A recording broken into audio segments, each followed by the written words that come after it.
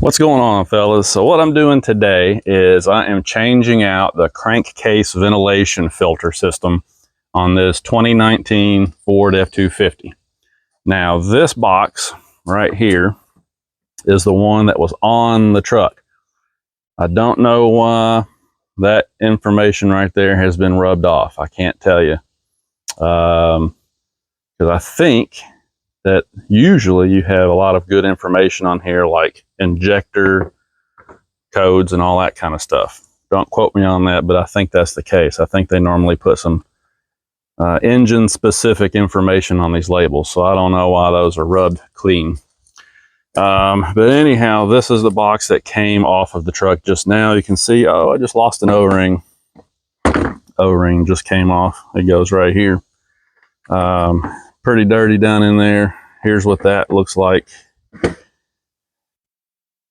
Now, from what I'm looking at right here, it almost seems like, man, I think he's wanting to slide around on me. I don't know if that's some kind of a sensor. I believe actually that these trucks don't have sensors on them anymore. I think the early ones did, but these don't. Man, I'm making a big mess. Let's do this out in the driveway. Anyway, so here's the box that came off of it. Now, the F-250s like this came with these boxes that don't have filters in them. And you can see the top of the box, there's no screws to take the lid off of this thing. This is a sealed unit. It's intended to be a sealed unit. There's no foam or paper filters inside that need to be replaced. So they say that these are good for about 100,000 miles. And then they recommend that you change them. You got one 10 millimeter here, one on the top right next to the underhood fuel filter, and then two in the back that you have to take out. So a total of 4 10 mils. And then you've got these little tabs. Camera is not wanting to focus. See that little tab right there? You've got 3 of those around the neck of this thing that clips onto the intake that you have to remove. So anyway, my truck's coming up on 100,000 right now. It's actually pretty much there. And so I've been doing some maintenance that you're supposed to do at this mileage. So what I'm going back with is this new one. You can see how, I mean, that port there is basically the same and it's already got the O-ring made into it. This one is very different, okay? Look at that one versus the one that came off of the truck. Very different looking design. Probably does the same function, but it's just different in the way it's designed. You know, and then of course the end here will just snap right on. So this is for the 2023 and 2024 models, from what I understand. That's the part number I bought and looked up anyway. There's some numbers off of it, if that helps any. But this is supposed to fit right on there. Now you can see, if I lay those side by side, that the new one is also drastically smaller, which in my estimation is a good thing. So anyhow, that's what I'm going to do today, is put this on there. And again, this one also has no serviceable filters in it. So you put this on your truck, doesn't matter if it's a 17, 18, 19, 20, 21. These new styles should fit. You put this on your truck and in theory, it should be good for another 100,000 miles. Now, as far as getting the old one out, let me show you what I have done here. Everybody does this a little differently. I did take the filter out, the fuel filter, but I left the housing in there. I didn't bother taking that out, didn't need to. I have a disaster prevention kit on the truck now, so what I did was I left it in place and just disconnected the lines. So all of my fuel lines are disconnected, and that way I can move them out of the way to put my arm back in there to get to the bolts, because I'm not going to lie, those two in the back there, they're a little bit of a nightmare. And what I found was easiest was just to use a small little ratchet with a 10 millimeter socket on it. I used the extension on the very, very back one, and I did not use the extension on the one right before that. But the small socket and ratchet like that was the only way I could find to really get back in there and get on the bolt and be able to turn it. You know, if I tried to go in there with my electric ratchet, there just wasn't room. So I had to do the back two that way. Front two are pretty easy because you can get to them with the electric ratchet. Not a big deal.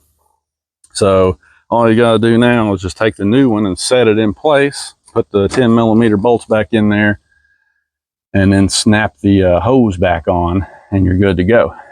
Now, Obviously, if you've got your fuel lines disconnected like this, you got to be careful. You don't want to get any insects, dirt, grime, anything inside your fuel lines. It probably would be a good idea to cover those up with something.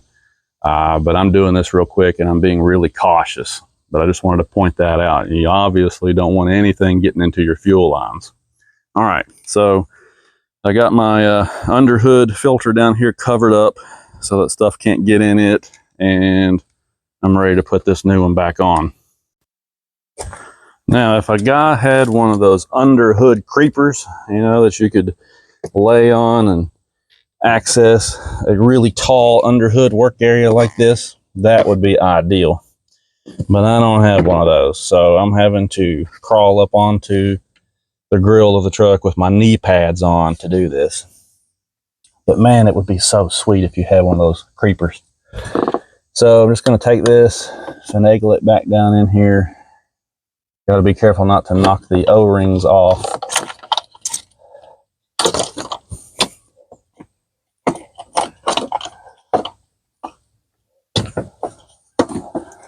I'm going to go real slow, make sure my O-ring is still in there. Looks like it is. The fuel lines are the biggest obstacle here. They are really in the way. Just like that.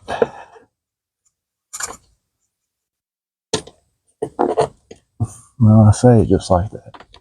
There it goes. So this front one, the front O-ring,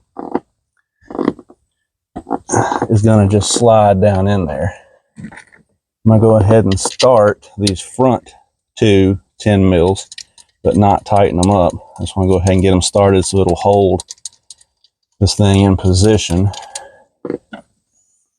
And I'll tell you what, the smaller physical size on this one is really nice because I'm able to like put my arms right down in here now. Very, very nice. Kind of cleans up the engine bay a little bit. You got a wire harness right here on this front lower one. Make sure you don't pinch that. Man, this is nice. I can actually see what I'm doing. With that old one, I couldn't even see.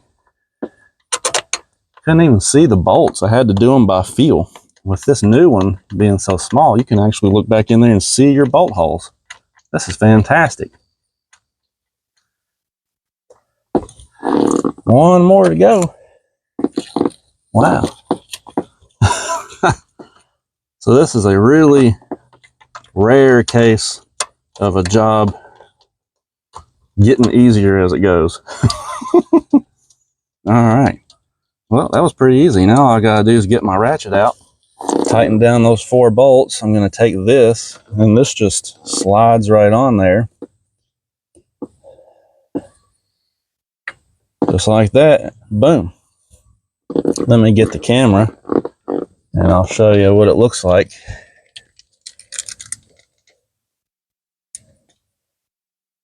See that? Get this fuel line out of the way here. I mean, it's so nice. And like I said, you can actually see back in there. You can see back in there to put the bolts in. So much better. You know, and then this one just pushed right on. Easy peasy. Now I can tighten those down, put my fuel filters back in, hook them up. We're good to go. So I got everything buttoned back up, and honestly, the hard part of this job was removing the old one. Because like I just said, it's so big that it's hard to get your hands in there to get to all the bolts. But once the old one is out, the rest of the job is pretty easy. Now, one thing I did forget to mention is I did take this charge air pipe right here out to make more space. And that's pretty easy to do. That's a 7mm screw, or, you know, thread right there. And once you take that one loose, you can pop that end off of the intercooler. And then down there, you've got one of them. It's hard to see, but if you look way down in there, there's like a spring clip in there. And basically, you can just take a screwdriver down in there and pop both sides up. And when you get both sides popped up, you can literally just pull the intercooler pipe right off. So that was pretty easy. And once that was out of the way, like I said, it made a little more space to get in there. Anything you can do to make space, you know, to work on these engines is going to really help you out. So got that done. Like I said, I'm glad to have that done. That thing, I've had that thing sitting in a box in the garage for probably, man, 8 or 9 months maybe. And I just never have had the time or felt like coming out here and fooling with it, because I knew it was going to be hard to get the old one out. But I'm pleasantly surprised with how easy the new one went in. Now, the one thing that I lost during this, and you'll never guess, I lost a 10mm socket. It fell. I was trying to like tighten up one of these screws up in the front, and it popped off and fell down in there behind the Degas bottle somewhere. It didn't hit the ground because I took my magnet and swept the ground all around the truck, couldn't find it. So I don't think it hit the ground. It's like down in the fender well somewhere. Dang it, man. I hate those 10mm. So I'm going to try a little bit longer to find that, but I don't think I'm going to have any luck. All right, now what we're going to do in the name of science is we're going to open this up with 100,000 miles on it. We're going to take the lid off and see what it looks like inside. See if there's any sludge or anything like that, or if the passages are still open. So I'm going to take a Dremel tool here, try to cut this thing open. I already got the front part of it done.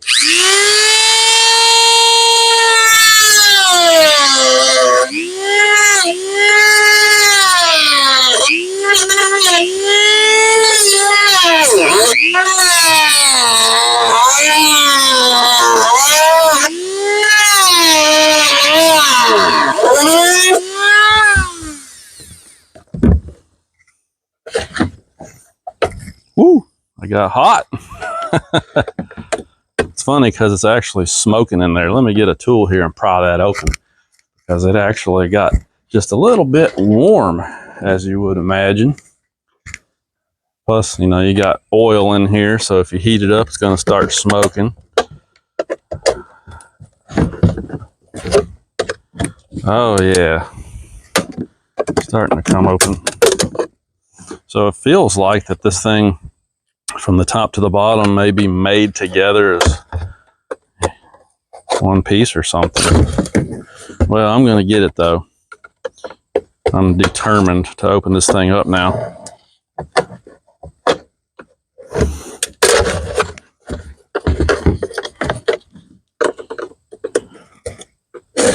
You know, because I've always wondered, there it goes, come back here. I've always wondered, here, let me bring the camera over here and show you what's on the inside of these things, since people started talking about the ones that have the filters in them versus the ones that don't. All right, so here's what's on the inside of it.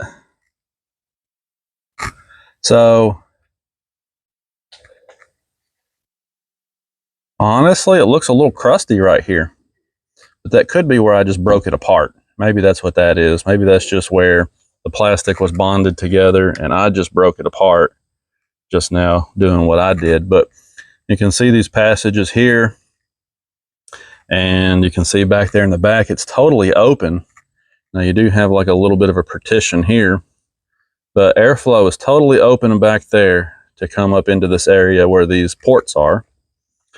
And so it looks like this tube comes through like a diaphragm here, and then comes, trying to see where that actually comes out, because there's not really a hole there. Okay, it's right up in here. It's hard to see. Can't see it on the camera because it's so daggone dark, but right here. So from the intake through this diaphragm here, and then there's an open port there. And then you've got these ports here, and it's open back there. So again, there's no serviceable filter in here. It's just set up to kind of be like a baffle system, basically, to slow down the transport of the oil and gases through there, is what it looks like. So you can see how something like this would probably last 100,000 miles, but there's some sediment and some gunk down in there too. I don't know. It's hard to tell what part of that came from Dremel cut open process and what part of it was actually already in here, you know. But anyway, if you ever wanted to see what's on the inside of the non-serviceable filter, one of the early versions of the non-serviceable filter from a 2019 truck. There you go. And at this point, I'm going to go ahead and change my engine oil and filter while I'm under here and call it a day. But I just wanted to show you that updated CCV filter. You know, it's good to keep those things changed out. Even if you have the kind like this that does not have a replaceable filter, you still need to do some periodic maintenance by changing it. You know, you don't want excessive crankcase pressure, but, you know, also you just want to keep that thing running efficiently. So hopefully this is helpful. That's all I got for now. We'll talk to you later.